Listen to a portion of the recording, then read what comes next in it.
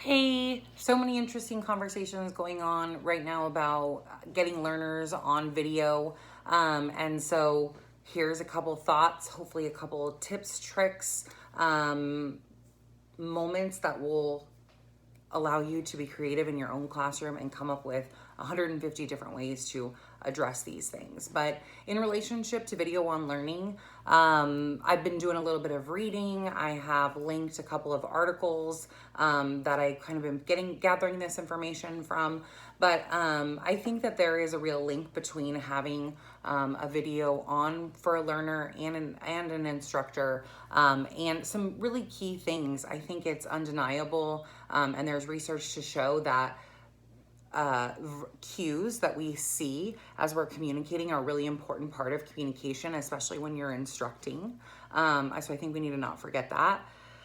I think another important thing that we need to remember is that student teacher relationships, and this was data that existed before we were teaching virtually, but student teacher relationships are essential to student success. And students feeling connected to a class is one of the things that is most commonly cited as a reason that students feel motivated, even though something is difficult, is because they like the class or they like the instructor.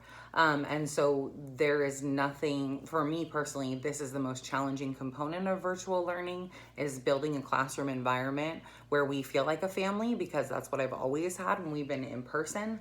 And so there's a lot of research that says we need those relationships. And I think the third component of where we just remember why the basic pedagogy of why we want to support learners in choosing to have their video on. So the third component here is that there's actually a lot of more current research suggesting that it really does improve instructor effectiveness in terms of increasing instructor effectiveness. And all I have is anecdotal data, but how can my instruction not be improved when I'm taking opportunities to check for understanding during instruction, and able to adjust my instruction midway based on that feedback? Right? That's check for understanding. That's something that we did and we knew was important before we were learning virtually when we had them in front of us. So though that is still underlying pedagogical practice that I believe in. And so those three components and explaining those components to my students really help me support them in choosing to turn their camera on for learning. Notice the language that I'm using there. That's the same language I use with my students. So for teenagers, it's really important to allow them the opportunity to feel like they have choice, which gives them the perception that they have control. And then there's a greater level of buy-in from students. So in terms of video on, how does a teacher, it's second semester, so how does a teacher set themselves up for success if they want to try to have students choosing to turn their video on for instructional purposes as maybe a goal for second semester or a focus for themselves for their instruction? I think there's some important things to think about. I think setting the expectations for your learner is the number one thing. I think that in a given instructional cycle, there are 3 opportunities that present themselves really nicely for video on participation. And I think that there's a series of considerations in terms of management on the teacher end. How do we make this practical? How do we get data from it? How do we use that data to drive, yes, our instruction, but also our interactions with students? So those will be 3 things I'm just going to go into a little bit of detail on. The first, setting expectations for students.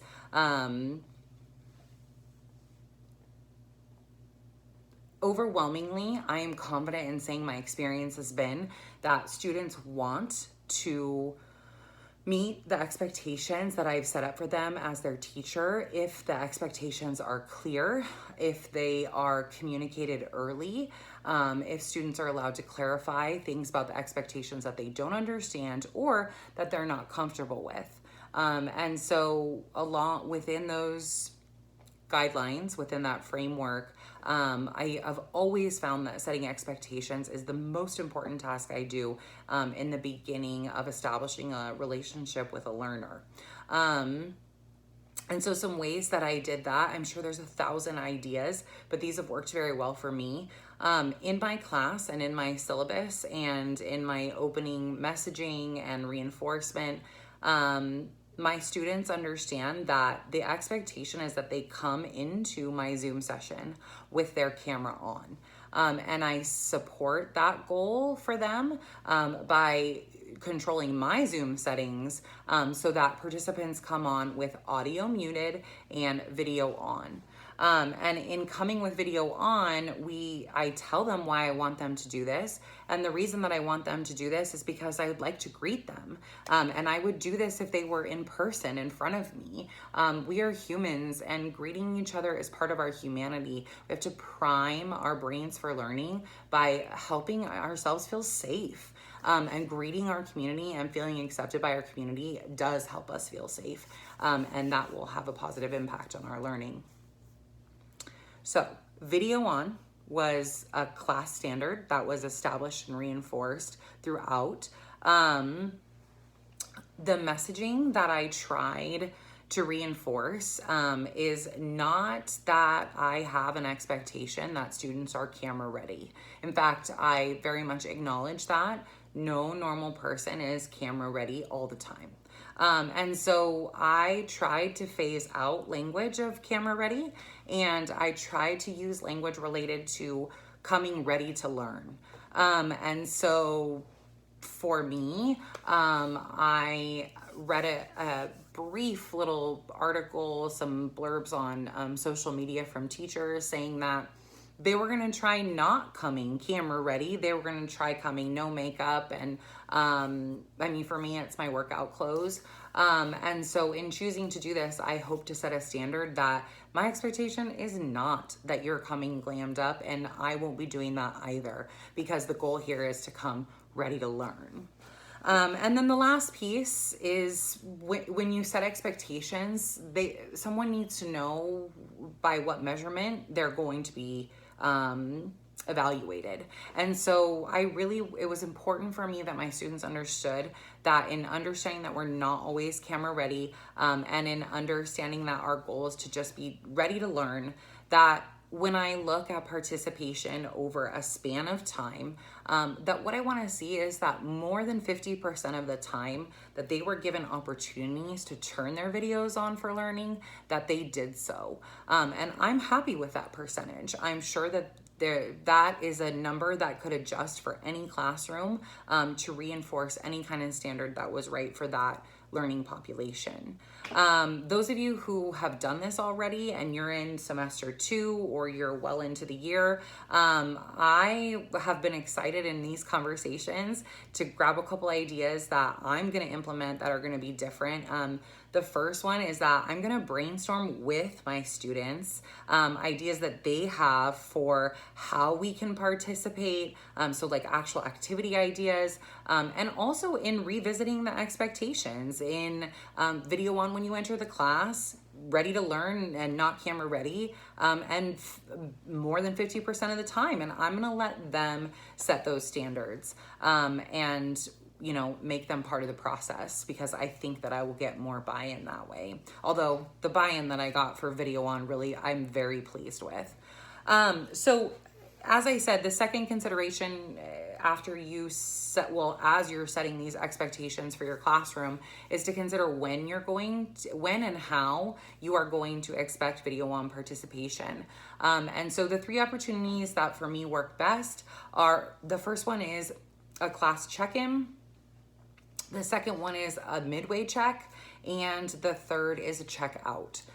So a check-in and a check-out are very similar. I use the same practices, structures, techniques, kind of ideology to approach a check-in and a check-out.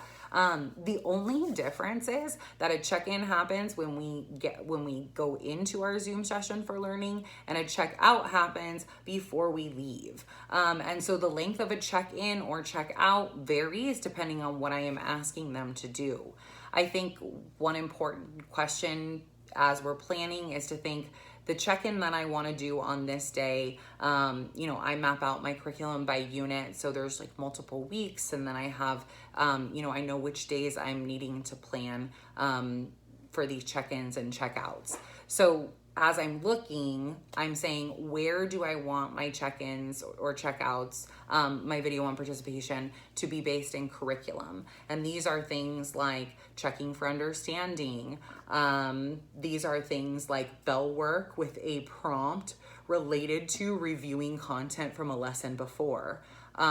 This is sometimes a multiple choice question that maybe, or any kind of structure of a question that primes learners for a new set of learning that they're about to get into that day. So whether it's a new unit concept or whatever the task is that we're going to be doing ahead of us, all of these types of strategies are related to your curriculum. So you're using a video on check-in to engage students in something that links to the curriculum. But these check-ins are also a fantastic opportunity to check in with the social emotional health of your learners. And when I surveyed my student population from this past semester, and I asked them about the video on check-in, and I asked them, what is important to them, what do they think is working, or what do they enjoy.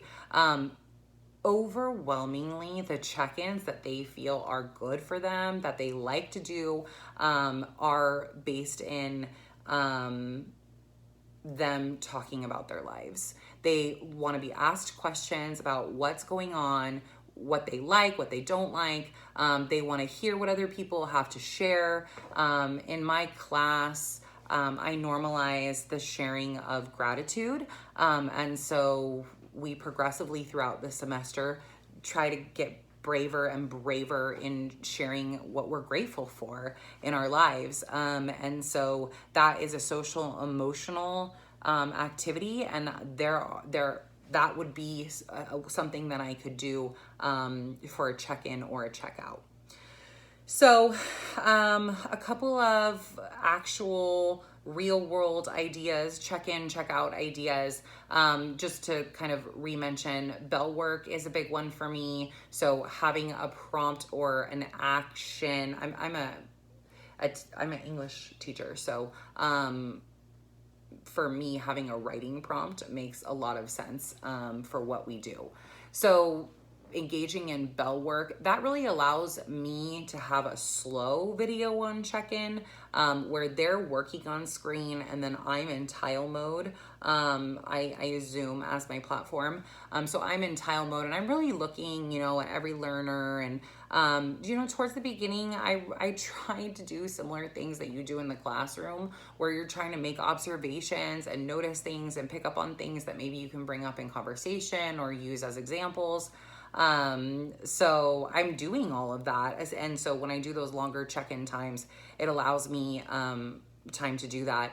The other thing is during that span of time, I also send private messages through the chat for just like a myriad of individual student concerns that I try to attend to. So again, these strategies are something you can do as a check-in when you're coming into class, or as a check-out. They last usually 10 minutes, 15 minutes, and I keep everybody waiting in the waiting room until I feel like I have a majority of students, and then I let them all in, prompt up, and they get right to work. And again, there's a lot of training involved in the beginning, but it's certainly by week 3 is really nice to have those 10 minutes in the beginning of instruction to do some of our housekeeping tasks that are endless, that list never ends. So the second type of check-in, which is like only second because it kind of happens in the middle of instruction, is just like a midway check. These we are familiar with as instructors because these are our checks for understanding that we have been working to build into our instruction, since we realized that participation, oh my gosh, helps learners.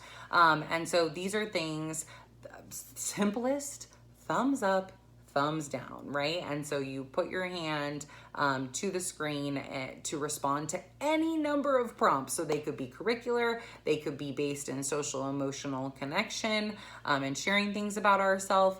But in gallery mode with thumbs up, thumbs down, it's a really effective way to actually see as an instructor what kind of learning is taking place here. The other one that I like that's very similar but allows you a little more choices than just two things to respond is the use of your digits, all 5 of them. And so sometimes it's called fist to 5, which I guess is 6 choices. And then you can use it as a scale. So how confident are you feeling in your ability to complete tonight's homework? This is, I am not going to be able to do this homework at all. This is, I don't need your help. In fact, I already did it. Show me where you are right now. And then again, in tile view, you have a quick assessment of where your learners are. Side note, management, a screenshot when you're doing this is so effective. We know in the moment, kind of generally everybody, but if you could take a screenshot and then you really can look at the data a little bit more closely in terms of, is there someone who continually responds that they're not understanding, that they're not feeling confident in doing the work, and that could help identify a pattern for a learner who's struggling. The midway check-ins usually are video on but audio off. So my check-ins and my check-outs, a lot of the time I will incorporate an audio component where students can speak. I personally set that as a goal for my classroom this semester, more student voice, less teacher voice. And so I definitely will be building in more opportunities for them to talk. I hesitate because I'm still trying to figure out what exactly that looks like, but I'm going to ask the kids, so maybe they'll have good ideas. And the other thing that I try to make a priority for midway check-in is the idea of movement or physical participation. We're asking students to sit for 75 minutes of instruction, but then for us, but then like they do it 3 times in a row. So I just try to look at my 75 minutes and I try to divide my instruction up using standards related to just like what a teenage brain is able to process and chunking information and time blocks. So with the learning population that I work with, I can get, it's fair for me to expect 20 minutes of attentive participation and for that to be a productive experience. So really, I mean, I generally cap out direct instruction under 30 minutes. I think it's important to cut it off. But so midway check-ins in terms of when do I do them in class, so sometimes a check-in takes a while if I do it at the beginning or if I do it at the end. So whenever my synchronous learning starts, so a check-in is something that you can do only during synchronous learning because you have to be doing stuff with them. But I take a random moment and I just give them a verbal, hey guys, we're gonna do a video check-in now. And then I usually like give them a countdown, set the parameters of what I'm asking them to do. So thumbs up, thumbs down, explain the rules, whatever it is. This gives time. People, oh my God, I'm eating. Oh my God, what do I do? Oh, okay, here we go, blah, blah, blah. And then I say, okay, here's the video on check-in. And then to be honest, it's a lot of screenshots in that moment because I want to know who's come on and who hasn't. And then, so breaking down a block of instruction with a check-in that requires physical movement is one, going to require that your learners stay engaged in what you're doing because they're going to have to give a response. And that's something that will happen naturally. You don't have to put pressure on them to do it.